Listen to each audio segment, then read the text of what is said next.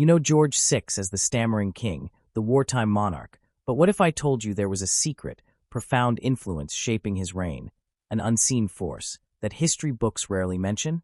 Welcome to my channel Words of Time, and prepare to uncover the hidden devotion that profoundly impacted the British monarchy and the man behind the crown, a love story far more impactful than you've ever imagined. King George VI is often remembered through the lens of one struggle, his difficulty with speech. To most people, he is the hesitant voice behind the microphone, the reluctant monarch who fought through his stammer to rally Britain in its darkest hour. Films, books, and even history lessons have often frozen him in that image. The nervous man who found his voice only because duty demanded it. It is a powerful and sympathetic picture, but it is also incomplete. The story of George VI is far more complex, more human, and more quietly revolutionary than most realize. To see him only as the stammering king is to miss the deeper, quieter transformation that shaped both his reign and the monarchy itself. Behind the pauses and the broken words was a man who, without fanfare or public display, changed how kingship was understood in the modern age. His struggle with speech was not the defining trait of his reign, but rather a symbol of his deeper nature. It reflected a kind of humility and restraint that became the foundation of his rule. George VI's reign was not built on charisma or political dominance, but on steadiness, self-control, and an almost invisible kind of strength. He was not a revolutionary in the way we usually define one. He did not rewrite laws or overthrow traditions. Yet in the quiet, consistent way he lived, he redefined what it meant to be a king. When his brother Edward abdicated in order to marry Wallis Simpson, the world saw George as the reluctant replacement. He had never sought the throne, never courted attention, and never expected to lead. In the eyes of many, he was the opposite of a natural monarch. His shy personality, his stammer, and his discomfort with public life seemed to mark him as unfit for the role thrust upon him. But those who knew him well saw something else entirely. Beneath the hesitation was a deep sense of moral duty, an unshakable integrity, and a belief in quiet service rather than spectacle. These qualities were not as visible as his stammer, but they formed the unseen core of his leadership. The public often assumes that his reign was one of survival rather than transformation, that his main achievement was simply maintaining stability during war and crisis. Yet his influence reached deeper than that. He guided the monarchy through a period of immense social change, war, and decolonization without allowing it to lose its relevance or its dignity. He modernized the institution not by loud reform, but by example. His reign carried a subtle but lasting message.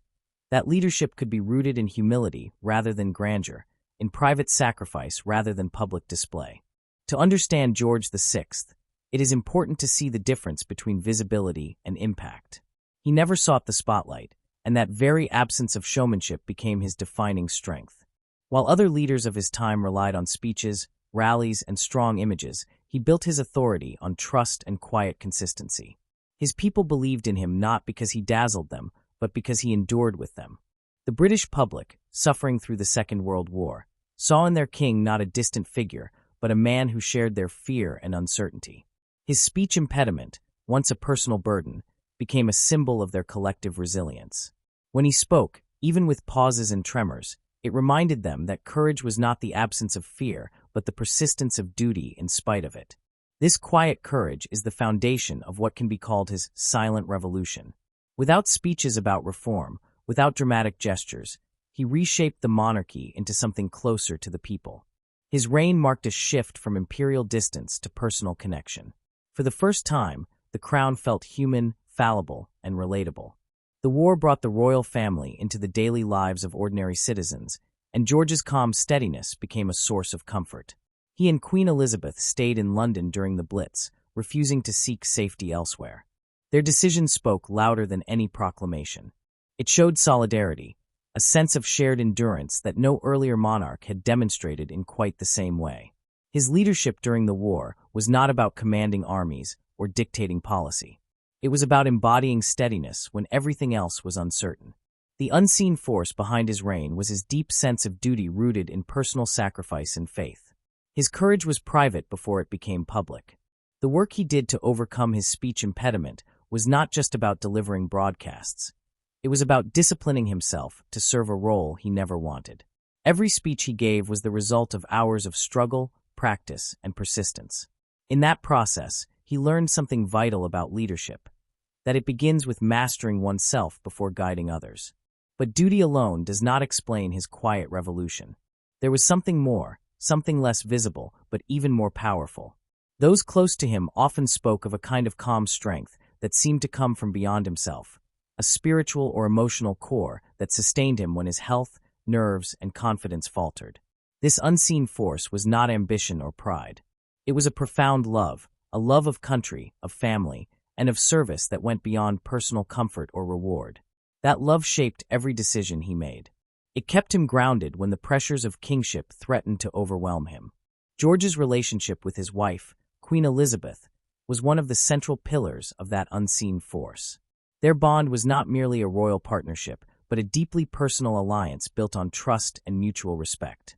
She believed in him even when he doubted himself, and her unwavering support became the foundation upon which he rebuilt his confidence. In public, she was his companion and his steadying presence. In private, she was his closest friend and emotional anchor. Their love was not sentimental in a theatrical sense. It was practical, steadfast, and enduring. It gave him the strength to face. This love was reflected in the way he viewed his duty to his people. For him, kingship was not a position of privilege, but of obligation. He felt a personal connection to his subjects, especially during the hardships of war. His broadcasts, though difficult for him to deliver, were carefully written to offer comfort rather than command. He saw his role as one of service, not authority. This approach may seem ordinary today, but at the time it was radical. The monarchy had long been associated with grandeur, ceremony, and hierarchy. George VI replaced those qualities with empathy, modesty, and accessibility. He was the first monarch of the modern media age to present himself not as a ruler above his people, but as one of them, sharing their trials. His sense of responsibility went beyond words. When Buckingham Palace was bombed during the Blitz, he and the Queen visited the damaged neighborhoods of London, speaking with survivors and comforting children. Those moments were not staged for publicity. They were genuine expressions of solidarity. The sight of the King and Queen walking through rubble in ordinary coats, offering calm words to frightened citizens, left a lasting impression. It made the monarchy feel human in a way that no speech could. That humanity was his true legacy. The unseen force that guided his reign was also tied to his deep spiritual faith. George was not a man who wore religion on his sleeve, but his belief in God shaped his understanding of duty. He saw kingship as a sacred trust, a role he had been called to fulfill even if he had never chosen it. His prayers, letters, and private writings reveal a man who constantly sought guidance, who measured himself not by worldly success, but by faithfulness to what he saw as his divine responsibility. This quiet conviction gave him stability during times when public opinion or political turmoil might have shaken a more outwardly confident leader. His restraint and humility also extended to his relationships with politicians and statesmen. Unlike his more assertive predecessors, George VI did not seek to impose his views or influence government policy. Yet his judgment was respected by those who worked with him. Prime ministers from Neville Chamberlain to Winston Churchill found in him not a passive monarch, but a steady, thoughtful listener. He offered perspective rather than pressure, calm rather than confrontation. In the turbulent years of war and Reconstruction, that kind of stability was invaluable. This balance between duty and humility, between authority and empathy, became the defining feature of his reign. It was not a grand revolution, but it was a real one. He transformed the monarchy from a symbol of empire into a symbol of unity. His reign bridged two worlds, the fading imperial order and the rise of the modern Commonwealth. When he became king, the British Empire still stretched across continents. By the time of his death, the process of decolonization had begun, and the concept of a voluntary association of nations under the crown had taken root. This shift required not only diplomacy, but a new understanding of kingship, one based on cooperation rather than control. George embodied that shift. His personal modesty helped make the monarchy adaptable in a changing world. He never pretended to be infallible or larger than life. He accepted his limitations and worked within them. This humility gave the crown a moral authority that outlasted him. In a century defined by leaders who sought power through dominance and spectacle, his quiet style of leadership stood apart. It showed that influence could be earned not through fear or charisma, but through consistency and sincerity. Behind every public moment of courage was a private struggle that revealed his humanity. His stammer never completely disappeared. Every speech, no matter how well rehearsed, carried traces of the challenge he had fought since childhood. Yet that imperfection became a source of strength. People saw in him a reflection of their own weaknesses and hopes. In his pauses, they heard honesty. In his effort, they found reassurance. His courage was not the absence of vulnerability, but the triumph over it.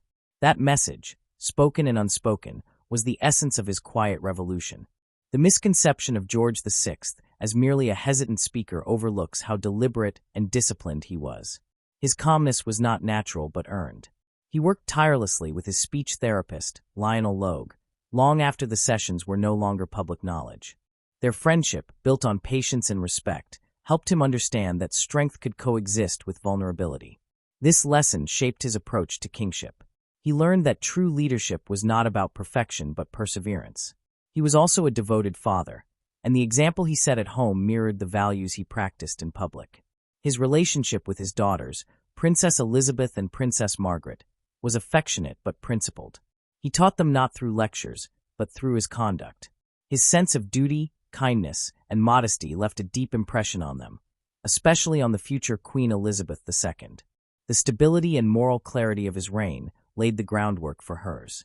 In many ways, the continuity and steadiness that marked her long rule were direct inheritances from her father's quiet example. George's health suffered under the weight of his responsibilities.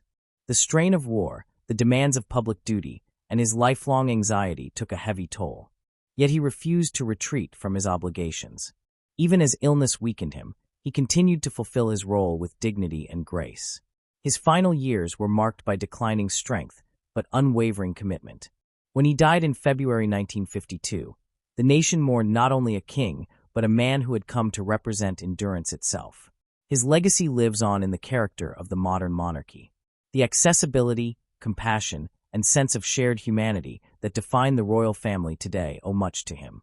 He proved that a monarch need not be commanding to be inspiring. His reign was built not on grand achievements or sweeping reforms, but on the steady accumulation of trust. That trust was the product of his unseen force, the deep love that guided him. That love extended beyond his family and his faith. It was a love of service, a devotion to something larger than himself. It was what kept him from resentment when fate placed him in a role he never desired.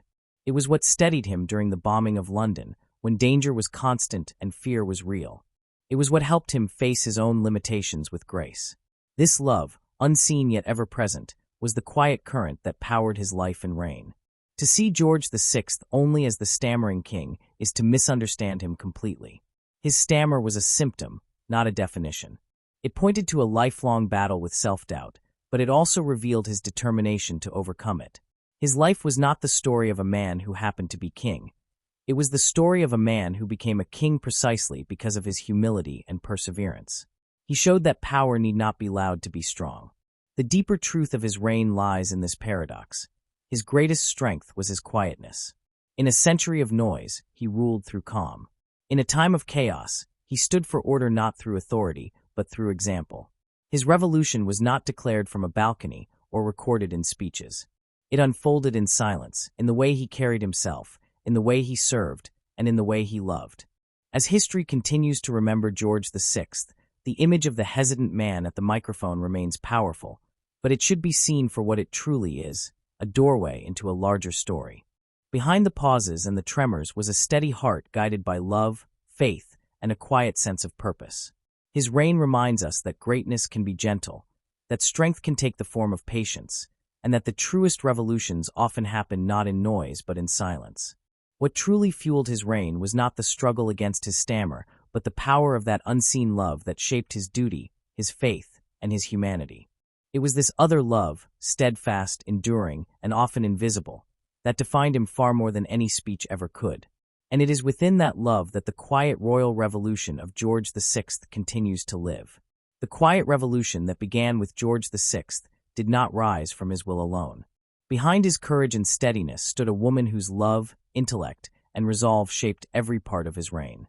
Lady Elizabeth Bowes-Lyon, the woman who became his queen, was far more than the dutiful wife often depicted in public memory. She was the unseen strength that anchored his character, the gentle yet firm force that transformed his self-doubt into confidence. Without her, the story of George VI would have been different, perhaps less triumphant and certainly less human. The love she offered was not one of mere affection. It was a partnership built on shared purpose, mutual respect, and an understanding of duty that reached beyond themselves. Elizabeth's influence began long before she became queen. Born into a noble but unpretentious family, she possessed both grace and groundedness. Her early life at Glamis Castle gave her a sense of continuity and calm that later became vital to her husband's stability. She carried within her a deep respect for tradition, but also an instinct for modernity. That balance became essential when she entered royal life, for she was walking into an institution bound by centuries of protocol, yet facing a world that was rapidly changing. Her strength lay in her ability to navigate those two worlds with warmth and intelligence. When the shy Prince Albert, known to his family as Bertie, first proposed to her, she refused him. Not once, but twice. This was not out of coldness or vanity, but out of a deep understanding of what accepting him would mean. She knew that marrying into the royal family would require the surrender of privacy, freedom, and the simple joys of ordinary life. She also sensed that he carried burdens heavier than most men his age, his stammer, his insecurities, and his sense of inadequacy. She hesitated not because she doubted her affection for him, but because she recognized the depth of the responsibility she would bear beside him. When she finally accepted his third proposal, it was with full awareness of what that decision would demand. Her acceptance was an act of commitment, not romance alone. From the beginning of their marriage, Elizabeth made it clear that she would be more than a companion in ceremony.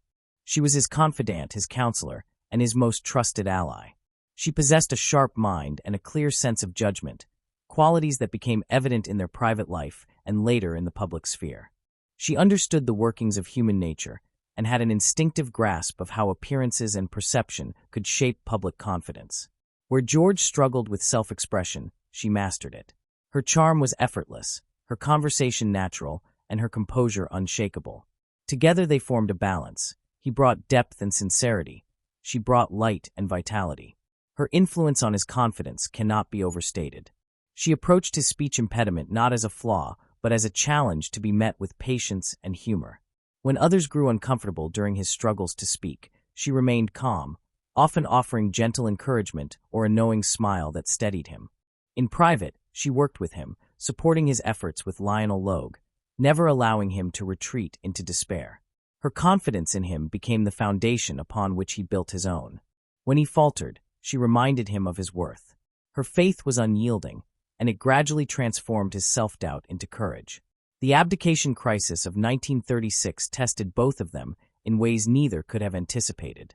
When Edward VIII renounced the throne for love, the monarchy faced a crisis not just of leadership but of credibility. Many in the government and the public feared that the crown itself might lose its dignity and stability.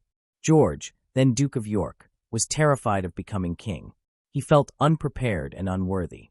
In those anxious days, Elizabeth's strength became the axis on which their lives turned. She did not dismiss his fears, but she refused to let them control him.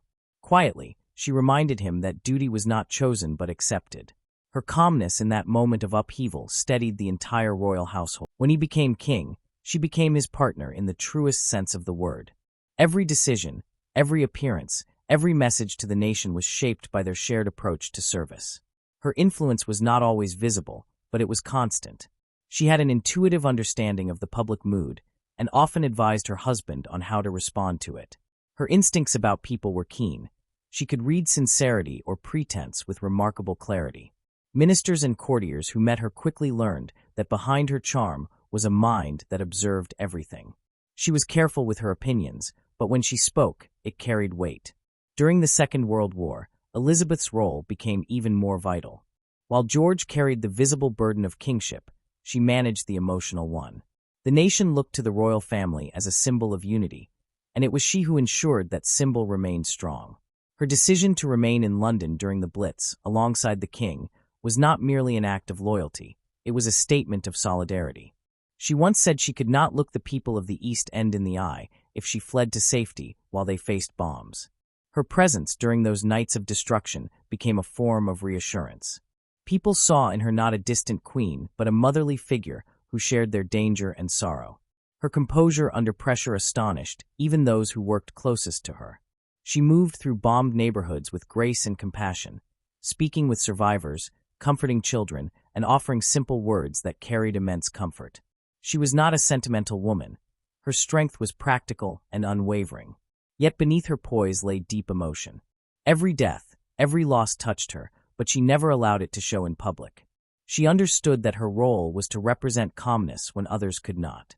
That steadiness helped George find his own footing during those anxious years. Behind closed doors, she played a more strategic role than most people realized.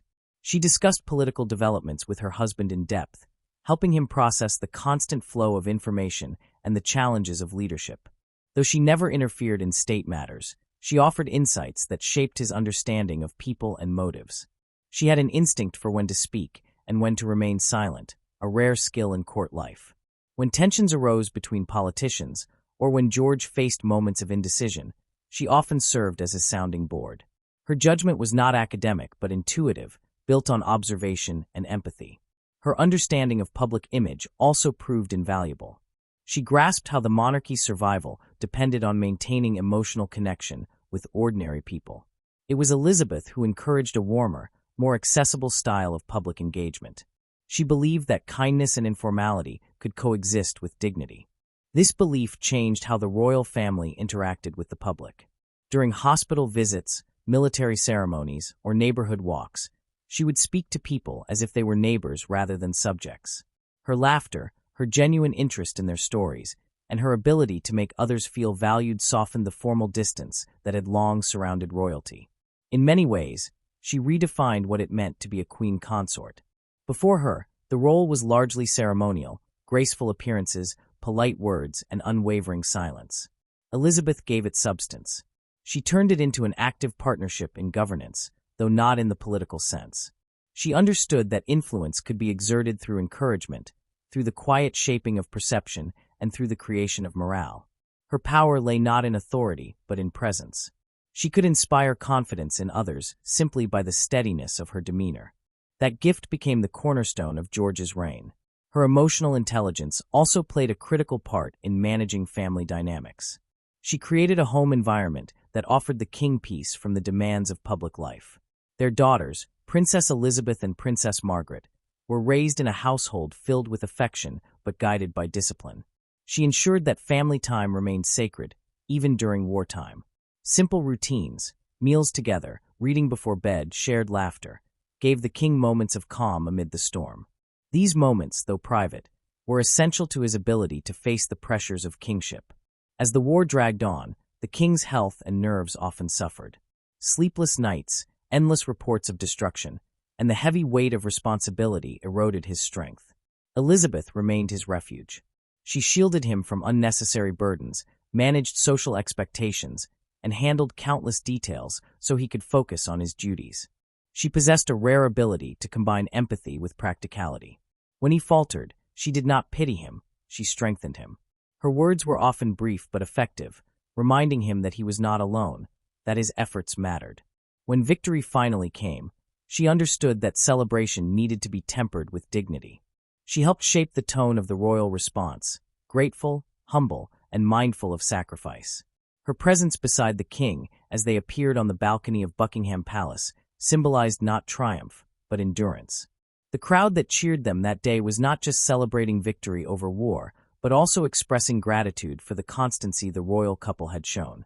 The sight of them together embodied the spirit of a nation that had survived through unity and faith. Elizabeth's influence extended beyond the war years. In the post-war period, Britain faced economic hardship and the beginning of decolonization. The empire was fading, and the monarchy had to adapt to new realities. Elizabeth, with her instinctive grasp of public sentiment, understood the need for the crown to represent continuity amid change. She supported her husband in redefining the monarchy's image from imperial authority to moral leadership. She believed that compassion and integrity would sustain the crown where power could not. Her diplomatic skill became especially important in dealings with leaders of the Commonwealth. Her warmth and tact helped maintain goodwill where political relations were strained. She knew that personal relationships often succeeded where formal negotiations failed. Her ability to charm, to listen, and to make others feel valued created a subtle but real influence in international circles. Behind her soft-spoken manner was a mind constantly engaged with the broader picture. She understood that the monarchy's survival in a modern world depended not on control, but on respect. As George's health began to fail in the later years of his reign, Elizabeth's role grew heavier. His physical weakness and recurring illness made his duties more difficult, yet she refused to let him withdraw. She managed his schedule carefully, balancing rest with responsibility, often persuading him to take small steps rather than surrender to fatigue. Her presence became both shield and motivation. When he doubted his ability to continue, she reminded him of how much his people needed him. She nursed him through exhaustion and pain with the same quiet patience she had shown since the beginning of their marriage. The day he died, she lost not only her husband, but the other half of her purpose. Yet even in grief, she carried his legacy forward. Her composure during the mourning period struck the nation. She walked behind his coffin with calm dignity, setting an example of courage in sorrow. That moment, like so many before it, reflected her belief that duty did not end with loss. Her strength in those days helped her daughter, now Queen Elizabeth II, take on her own burden of leadership. After his death, Elizabeth became known as the Queen Mother, but that title only hinted at the depth of her influence. She dedicated herself to supporting her daughter's reign, providing advice grounded in experience. Her presence in the background of public life continued to serve as a moral compass. She had seen the monarchy through war, crisis, and transformation, and her steady guidance helped ensure its continued stability. Her long life allowed her to witness the enduring impact of the values she and her husband had built together: duty, faith, and compassion. What made her partnership with George VI so remarkable was the balance between love and discipline, between personal devotion and shared mission.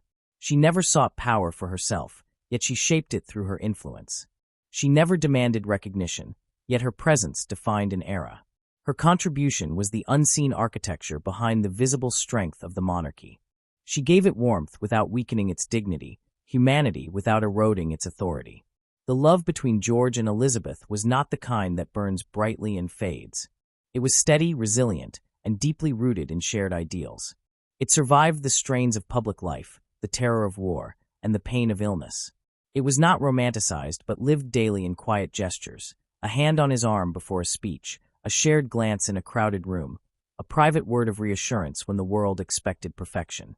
Their relationship was the embodiment of partnership, where each drew strength from the other. Her faith in him made his reign possible, and his trust in her gave her influence a quiet legitimacy. Together, they created a form of leadership that combined moral authority with human warmth. Their example redefined the image of the monarchy for generations to come. Where once it had been distant and exalted, it became relatable and sincere. Their reign taught that royalty could be both noble and human, that strength could exist in gentleness, and that love could be a force of governance as much as of the heart. In the end, Elizabeth was indeed the other love that fueled the quiet royal revolution, not in the sense of romantic intrigue, but as the force that transformed duty into devotion and fear into courage. She was the unseen partner who turned hesitation into resolve, silence into expression, and service into legacy. Her intellect guided him, her spirit sustained him, and her love completed him. The revolution that began with George VI did not end with his death.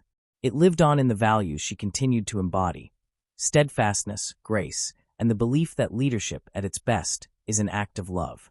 Together, they left behind a model of partnership that reshaped not only the monarchy but the meaning of service itself. Their story remains one of quiet power, a reminder that behind every strong voice, there is often a still stronger silence, and behind every great king, there may stand a queen whose love changes history. When the world once again descended into conflict and the air of fear thickened across Europe, Elizabeth stood beside her husband as more than a queen.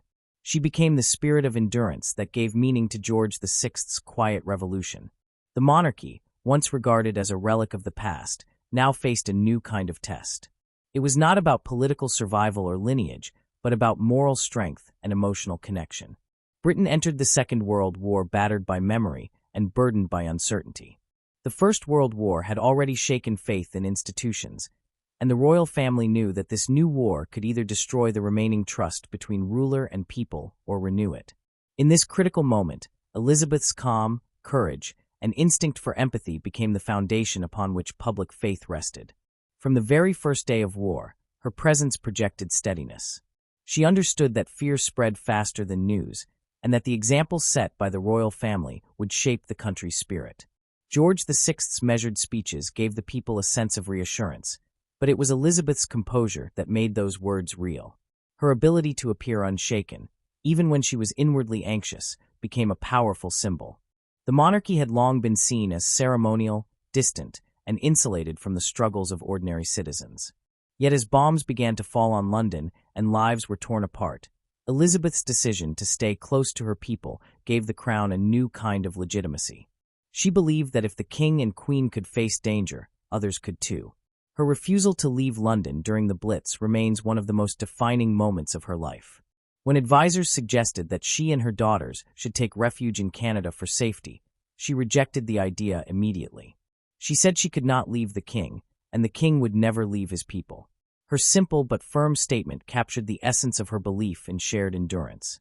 The decision shocked many in government circles, who thought it reckless. But the impact on public morale was immediate and profound. The people of London, enduring nightly bombings, saw in their queen someone who refused the comfort and security her position could easily have granted. That act alone bridged the distance between palace and street, between privilege and survival. The royal couple's choice to remain at Buckingham Palace despite repeated bombings gave them a bond with the people that no speech could ever create. When the palace itself was struck by bombs, Elizabeth remarked that she could now look the East End in the face. Her words carried weight not because of their eloquence, but because they reflected a shared experience. She had chosen to stand with those who suffered rather than to rule from safety. The image of the Queen walking through rubble, calmly speaking with those who had lost their homes, became one of the enduring symbols of wartime courage. Her pale face and composed smile amidst the wreckage conveyed a sense of dignity that inspired both admiration and comfort. Her presence in hospitals and bombed neighborhoods was not ceremonial. She engaged directly with people, speaking gently, listening carefully, and offering comfort that felt sincere. She had the rare ability to make every person she met feel that their pain mattered to her. Survivors later recalled how her eyes seemed to hold theirs with real compassion, how her words were simple but healing. It was this personal touch, this human authenticity, that separated her from the image of distant royalty. She did not try to erase grief or tragedy. She met it, acknowledged it, and shared it. In doing so, she became more than a figurehead. She became the nation's emotional anchor. Her moral compass never wavered, even under constant pressure. She refused to indulge in despair or self-pity. Instead, she carried herself with grace, insisting that the royal household maintain a sense of normalcy. Meals were simple, routines were preserved, and the palace staff was treated with the same courtesy as before. She understood that maintaining dignity in small things was as important as facing great dangers with courage. Her calmness influenced not only her husband, but also the entire royal court. When others grew weary or fearful, she provided quiet encouragement, reminding them that example was their greatest duty. Her influence on George VI during this time was immeasurable. The war demanded more from him than any man could have prepared for. His natural reserve and self-doubt sometimes threatened to overwhelm him, especially when facing the enormity of loss and destruction. Elizabeth's steady presence became his lifeline. She managed his schedule, shielded him from unnecessary stress, and offered the unwavering support that allowed him to lead with composure. In private, she was honest and firm, never allowing his fears to dictate his decisions. When he questioned his ability to inspire his people, she reminded him that the strength of leadership lay not in power, but in empathy. Her faith in him never faltered, and that faith gradually became his own. Her ability to balance softness with strength made her indispensable. She projected warmth without weakness, authority without arrogance. The press, which had once treated the royal family as symbols of formality, began to portray her as a figure of genuine affection. Photographs of her visiting wounded soldiers, often with a reassuring hand on a shoulder or a comforting word, were circulated widely. She became known as the Smiling Queen, though behind that smile was iron resolve. Every public appearance was carefully considered, not for image but for impact.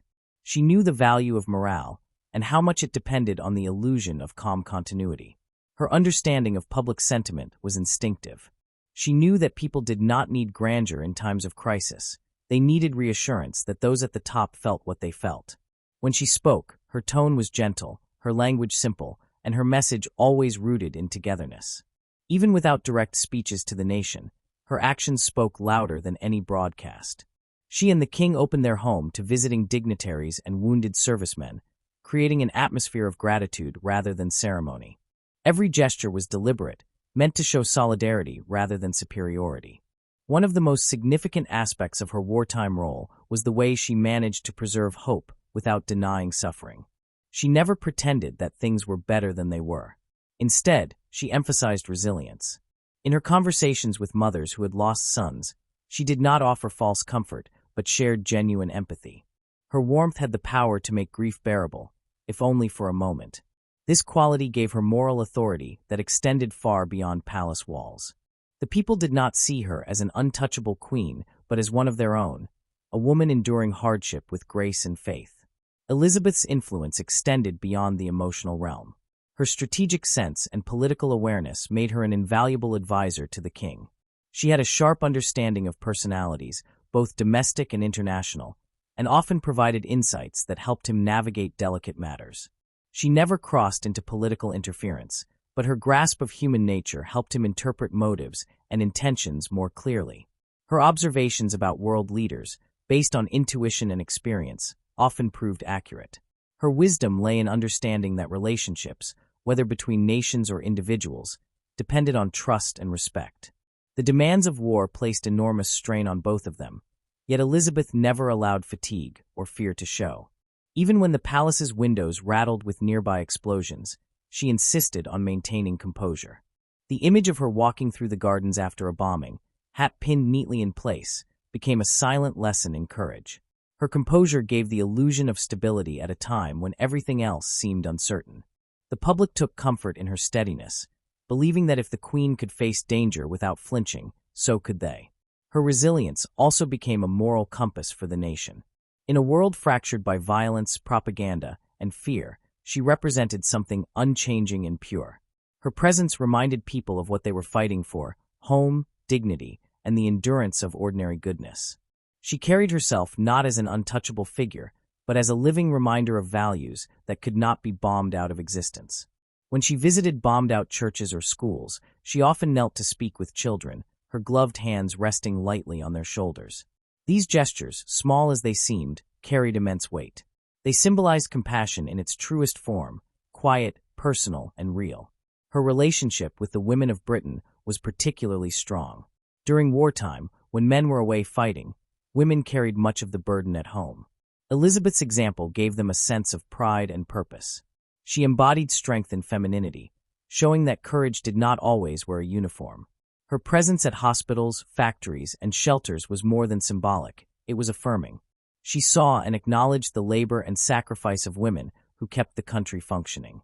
Her acknowledgement of their efforts helped to reshape the public image of womanhood, not as passive but as powerful, essential, and equal in endurance to any soldier. The monarchy before the war had been seen by some as fragile, out of touch, and vulnerable to the tides of social change. By the end of the war, it had been transformed into a symbol of unity, and Elizabeth's influence was central to that transformation. She understood that survival depended on empathy, not authority. The royal family's presence among the people, their shared danger, and their visible humanity rebuilt trust. Through her actions, Elizabeth restored to the monarchy what propaganda and politics never could: credibility. Her contribution also extended to shaping how Britain presented itself to the world during those years. When foreign visitors came to London, they often left with a deep impression of her grace and composure. Her charm softened tensions and built alliances. She could engage statesmen and generals with equal ease, speaking not as a politician, but as a representative of endurance. She had a way of turning formality into warmth, diplomacy into genuine connection. It was not power in the traditional sense, but it was influence of the most lasting kind. As the war drew toward its end, the strain on her husband became more visible. His health suffered, and exhaustion weighed heavily on him. Elizabeth carried on with unwavering steadiness, never letting the public see her worry. She continued her visits, continued to smile, continued to stand beside him with quiet grace. She believed that duty did not end when strength faltered, it grew stronger. Her faith in the purpose of service gave the royal family its moral authority. When victory came, it was as much her triumph as his. The celebration that swept Britain after the war was filled with relief, joy, and tears, and Elizabeth stood at the center of it with characteristic modesty. She avoided grand statements or emotional displays. Instead, she offered gratitude to the people, to the armed forces, and to those who had endured. Her humility gave her words weight. When she appeared on the palace balcony beside George VI and their daughters, the cheers that rose from the crowd were not for a distant monarch, but for a family that had shared their struggle. Her influence on the post-war nation remained strong. She understood that victory alone was not enough. Rebuilding morale was equally vital. Britain was facing rationing, economic hardship, and the painful process of recovery. Elizabeth continued to visit factories, hospitals, and schools, reminding the public that perseverance was still needed. She encouraged kindness, unity, and patience, speaking through example rather than speeches.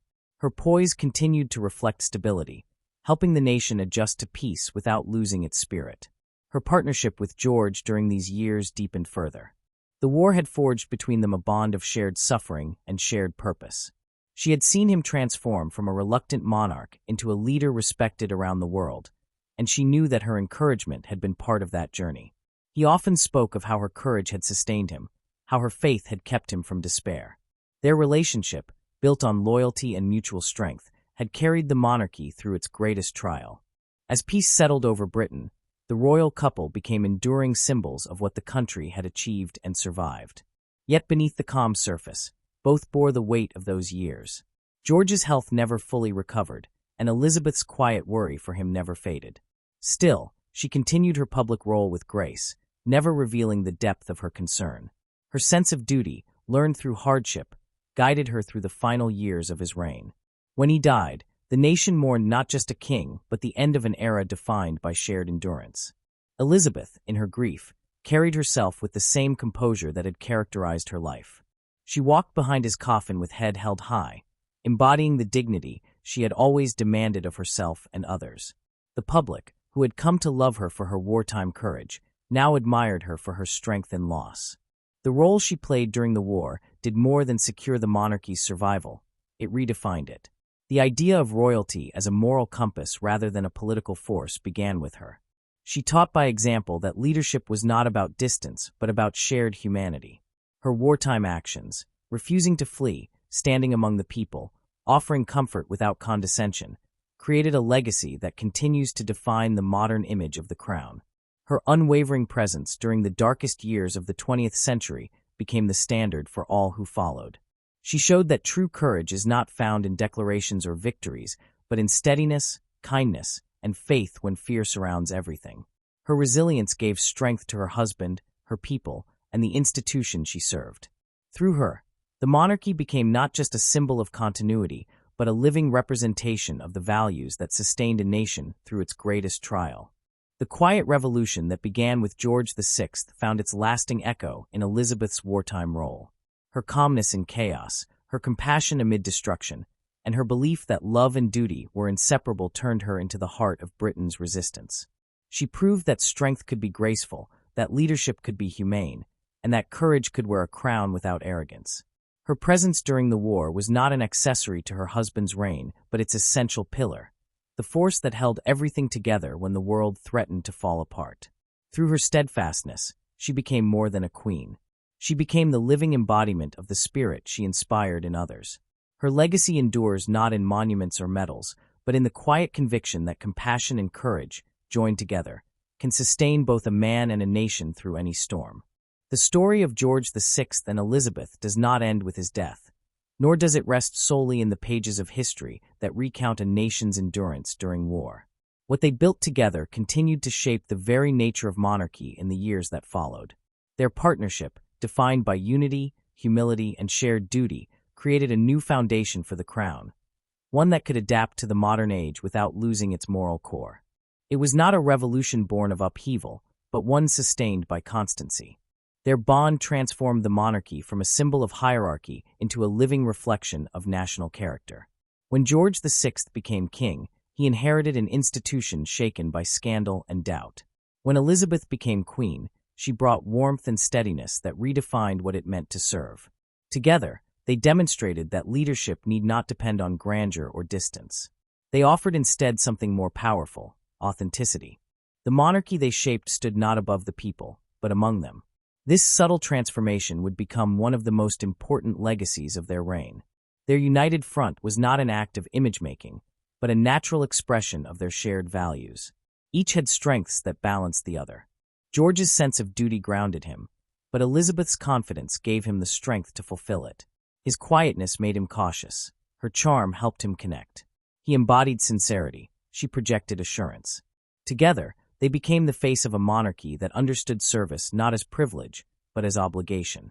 In every gesture, they made the crown less remote and more. The image of the royal family during the war, the king and queen standing amid ruins, their daughters playing in modest surroundings, left a mark that endured long after peace returned. That image symbolized accessibility and shared experience. It helped dissolve the perception of royalty as detached or indulgent. Their example taught that the monarchy could thrive not by asserting superiority, but by embodying solidarity. That understanding would guide the next generation, shaping how their daughter, the future Queen Elizabeth II, would approach her role. When George VI died and the young Elizabeth ascended the throne, the monarchy faced another delicate moment. The world was changing rapidly, and the role of kingship itself seemed uncertain in the new age of media, democracy, and independence movements across the Commonwealth. But the lessons her parents had given her, through example, not instruction, prepared her to navigate those changes. She had watched her father serve with humility and her mother lead with grace. From them, she had learned that the strength of a monarch lay not in authority, but in constancy. The Queen Mother, as Elizabeth Bowes-Lyon became known after her husband's death, carried her influence quietly into her daughter's reign. She understood that the new queen would face challenges her generation had never known: constant scrutiny, the rise of television, and the pressure to modernize without breaking tradition. Through it all, she remained a steady guide. She never sought to control or advise publicly, but offered quiet counsel rooted in experience. She reminded her daughter that composure was a form of leadership, that kindness was stronger than pride, and that faith in one's purpose could steady even the heaviest crown. The bond between mother and daughter was built on mutual respect. The Queen Mother never imposed her views, yet her presence itself carried guidance.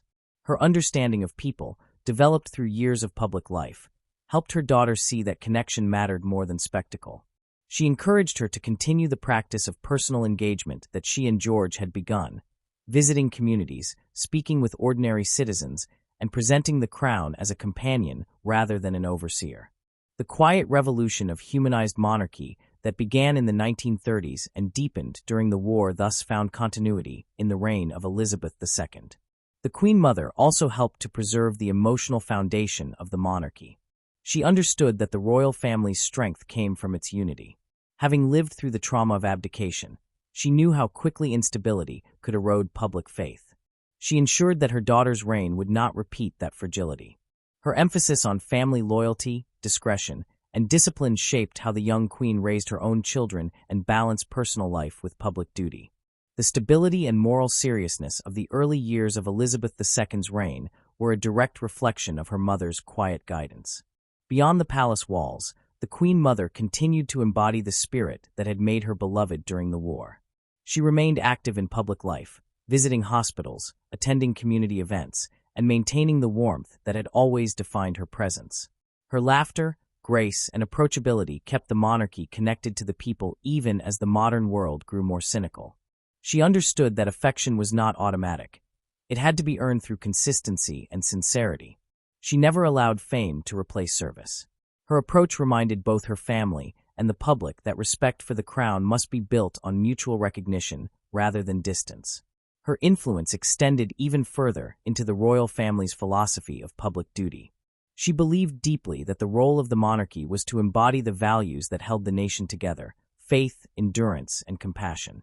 This belief continued to shape how future generations approached their responsibilities. The Queen Mother's ability to combine tradition with warmth became a blueprint for royal conduct. She understood that in a world increasingly shaped by media and celebrity, The crown had to preserve its dignity without losing its humanity. That understanding can still be seen in the way her descendants approach their roles. The modern royal family's focus on service, community, and emotional openness owes much to her influence. When younger members of the family speak about mental health, compassion, or shared vulnerability, they echo the same values she lived by. She taught, through her example, that strength does not come from authority alone, but from empathy. The idea that members of the royal family should walk among the people, speak honestly about hardship, and connect on a human level traces its roots to the example she set. Her unseen force continues to shape the monarchy's moral compass.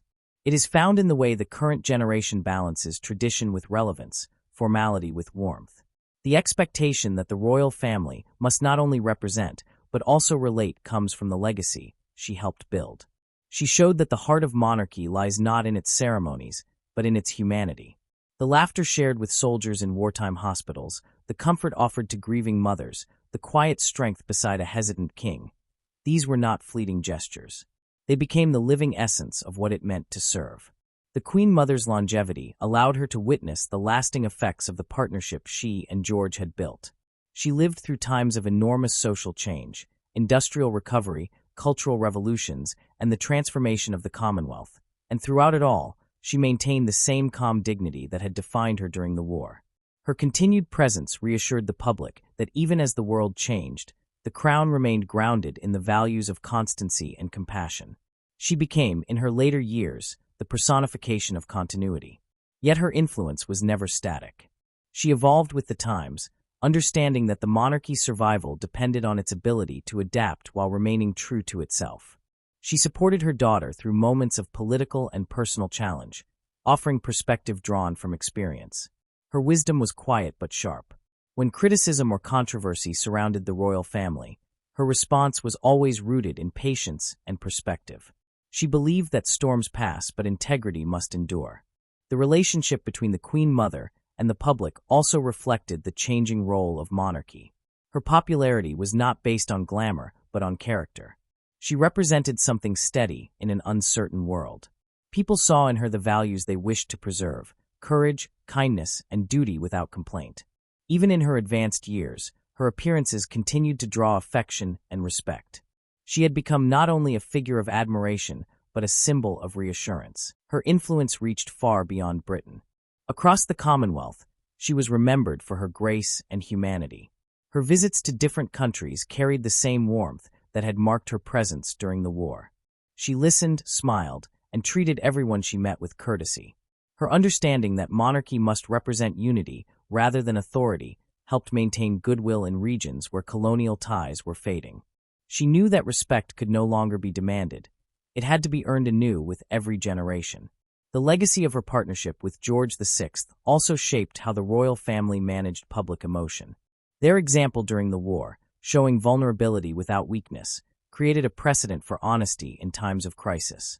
It allowed future monarchs to balance duty with emotion, to mourn openly when appropriate, and to speak personally when the nation grieved.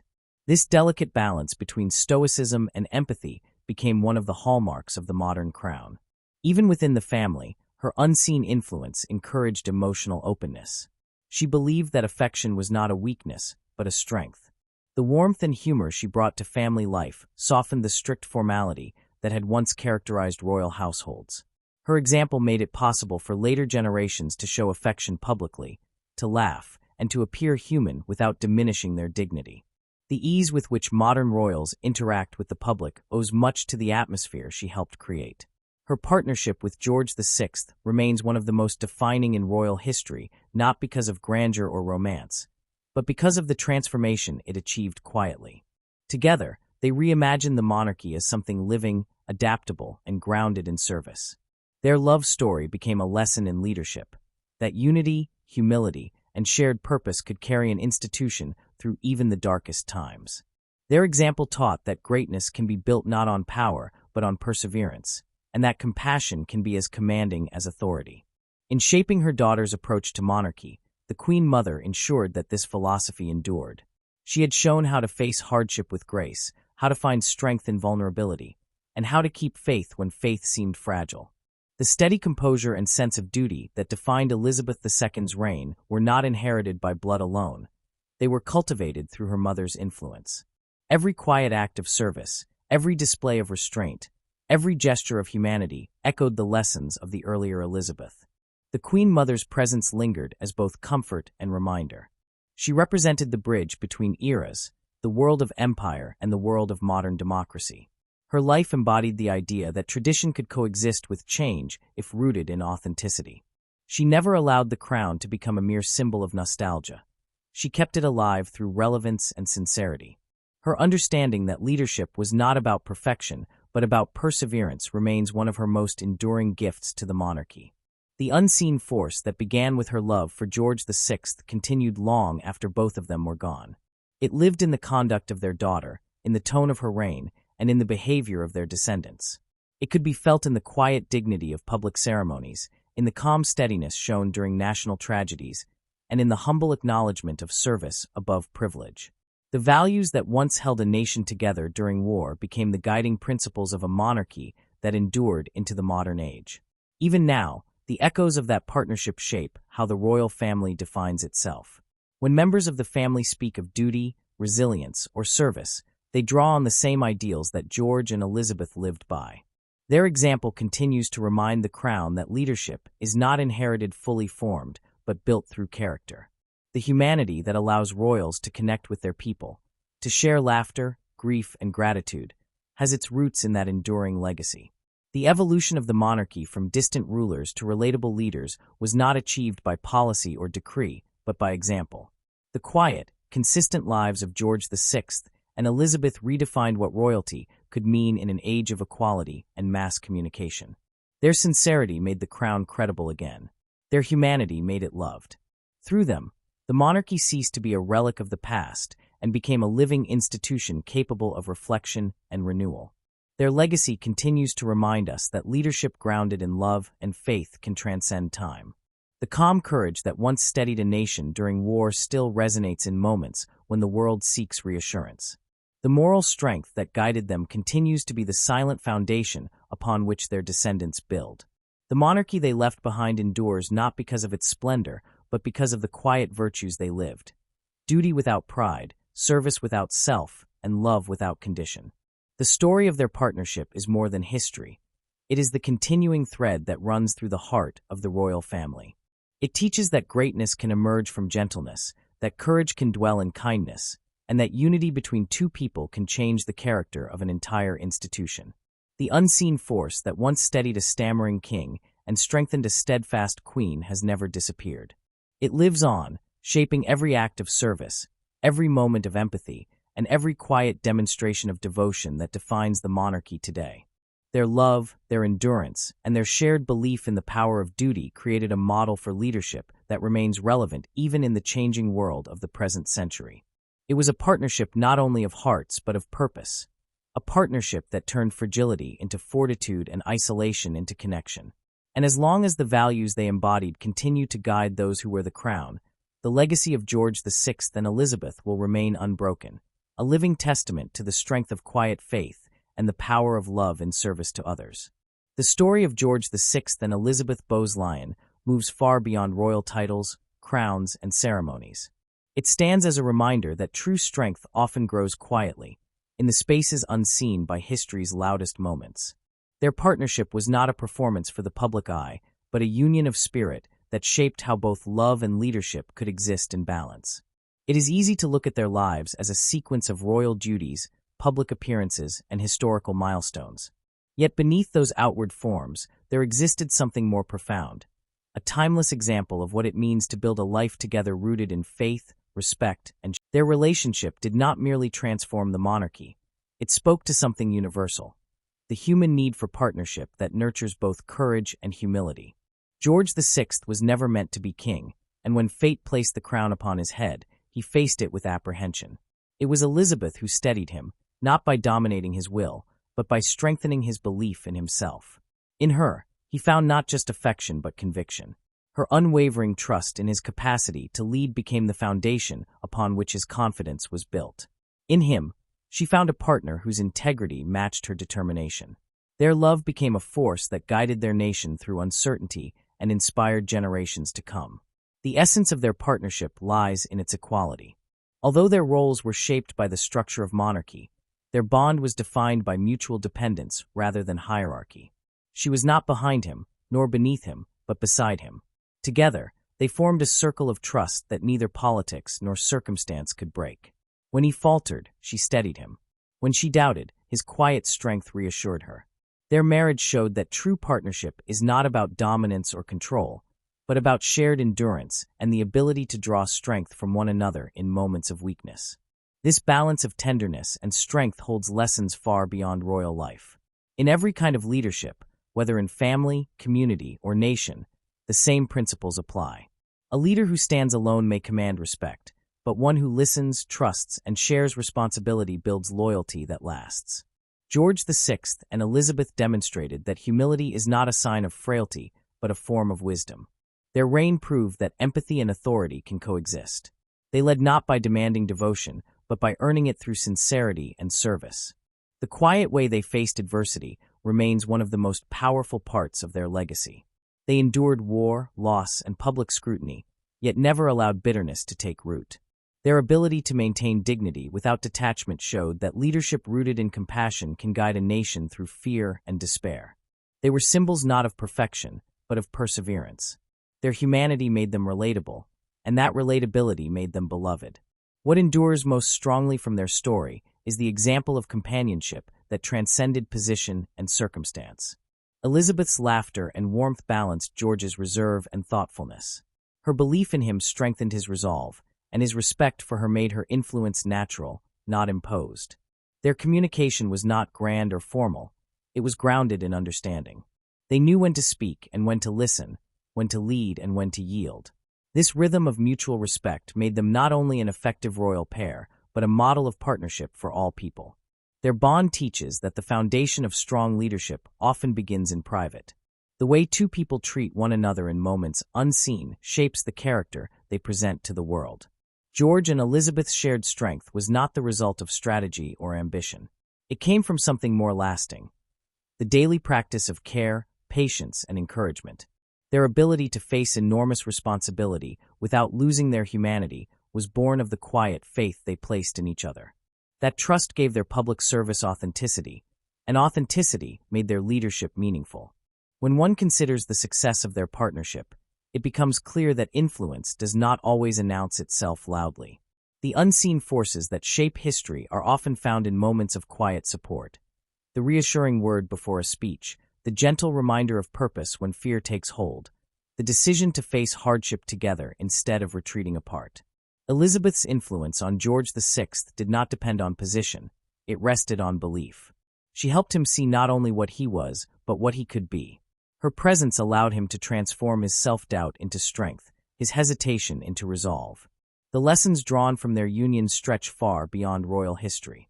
In any partnership, between leaders and their teams, between mentors and students, between friends and families, the same truth holds: mutual trust creates resilience. Where there is respect, cooperation thrives. Where there is shared purpose, obstacles become opportunities. The dynamic between George and Elizabeth demonstrates that influence is not always visible.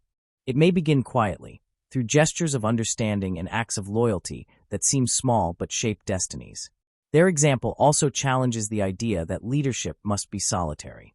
Modern culture often celebrates the lone hero, the visionary who stands apart. Yet history reminds us that even the most decisive figures draw strength from others. George's courage was not born from isolation, but from love. His calm during crisis was not the product of indifference, but of the faith he shared with his wife. Elizabeth's influence, though often subtle, reveals how partnership can magnify purpose. She did not seek recognition, yet her impact was undeniable. Her presence allowed him to embody the ideals of service that defined his reign. In this way, their story becomes a reflection on the power of shared leadership. The best leaders do not stand above those they guide, but walk among them. The best partnerships do not divide strength, but multiply it. George and Elizabeth lived this truth every day, showing that endurance, compassion, and unity can change not only institutions but hearts. The respect they earned was not given because of their titles. It was earned through their conduct. They demonstrated that the real authority of any leader lies in example rather than decree.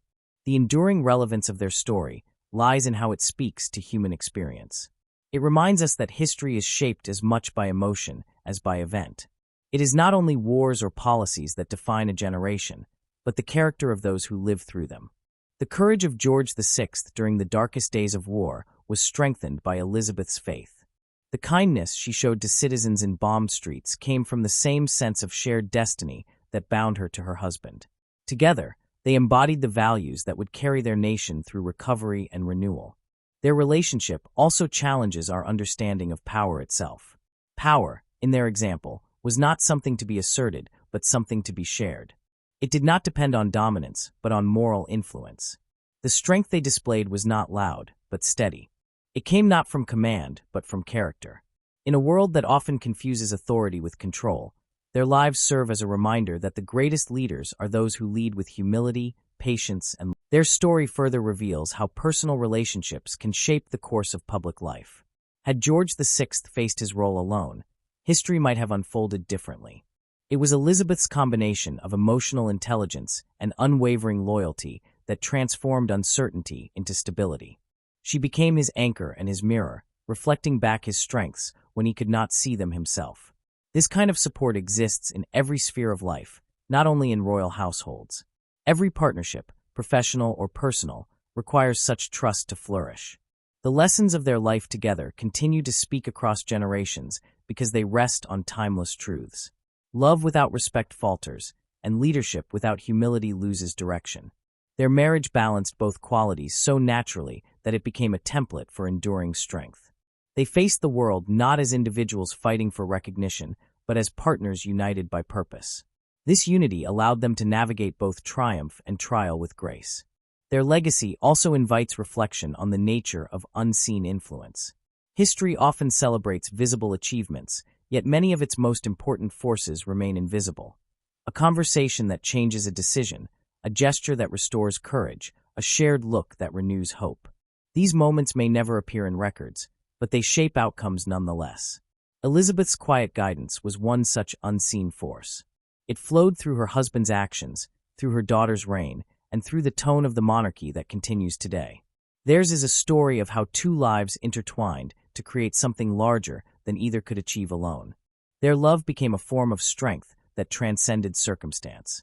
It reminds us that success, whether in leadership or life, rarely depends on talent alone. It depends on connection, trust, and the courage to share vulnerability. The king who once doubted his voice found it because someone believed in him completely. The queen who once stood in his shadow became a light that guided generations. Together, they showed that greatness begins not in isolation, but in understanding. In looking beyond the crown, we see that their story belongs not only to royal history, but to the shared human experience of partnership. Every person, regardless of position, encounters moments when courage falters and faith wavers. The lesson of George and Elizabeth is that strength is not found in the absence of fear, but in the presence of trust. Their bond illustrates that love, when grounded in purpose, becomes a force capable of transforming not only lives but legacies. Their partnership can also be understood as a model of emotional intelligence long before the term existed. They recognized that leadership was not just about decision-making but about connection, about understanding the hearts of those they served. Elizabeth's empathy and George's quiet sincerity allowed them to bridge the gap between royalty and citizen, authority and affection. This human approach to leadership remains as relevant today as it was in their time. When examining the endurance of their influence, one must consider how it continues to inform the behavior of leaders across all walks of life. Their story offers a reminder that strength is sustained by kindness and respect is maintained through humility. The example they set endures because it rests on values that do not fade with time. Whether in families, organizations, or nations, the principles they embodied, loyalty, faith, and shared purpose, remain the foundation of all meaningful leadership. Their life together also speaks to the quiet courage required to maintain integrity in the face of expectation. They lived under constant scrutiny, yet they never allowed it to distort their sense of duty or their affection for each other. They showed that the most powerful form of influence is consistency. Their words matched their actions, and their actions reflected their values. This alignment between principle and practice gave their reign its moral authority. As we reflect on their legacy, one cannot help but wonder what history might look like if more leaders, in every field, approached their responsibilities with the same humility and devotion. Their story suggests that success depends not on the might of personality, but on the strength of partnership. The question their lives leave us with is simple yet profound. What unseen forces shape the choices that define our world? Is it ambition, or is it compassion? Is it the desire to lead, or the willingness to serve? Is it the pursuit of recognition, or the quiet determination to stand by another person in their moment of need? The answers may differ for each generation, but the example of George VI and Elizabeth offers a clear truth. The most enduring influence is often the one that asks for no acknowledgement. It exists not in power, but in love, not in command, but in character. Their story stands as a gentle challenge to every reader. In a world that prizes independence and achievement, their lives remind us of the enduring strength found in unity. They teach that greatness is not measured by how high one stands, but by how faithfully one stands beside another. The unseen force that shaped their reign still echoes in every act of kindness, every gesture of partnership, and every quiet expression of courage that defines true leadership. When we strip away the crown, the titles, and the pageantry, what remains is a simple truth. The heart of any legacy lies in the connections that sustain it. George and Elizabeth's life together is proof that devotion, patience, and shared conviction can outlast even the most uncertain times. Their partnership remains timeless because it reflects what is most enduring in human nature: the desire to love and to be understood, to lead and to be supported, to stand firm not alone but together. As history continues to move forward, their example endures as both lesson and question. It asks us to look beyond appearances and to recognize the quiet hands that guide greatness from behind the scenes. It reminds us that strength need not roar, and that influence, at its purest, is often invisible. It invites us to consider what unseen forces shape our own lives. What partnerships, what loyalties, what acts of faith sustain us when the world demands more than we think we can give. The story of George VI and Elizabeth Bowes-Lyon, when seen in full, is not merely about monarchy or duty. It is about the human capacity for resilience through love. It is about how two people, facing impossible expectations, found in each other the courage to endure and the grace to inspire. Their lives remind us that history is not made only by power, but by partnership. Not only by words, but by the quiet conviction that what we do for one another gives meaning to all we achieve.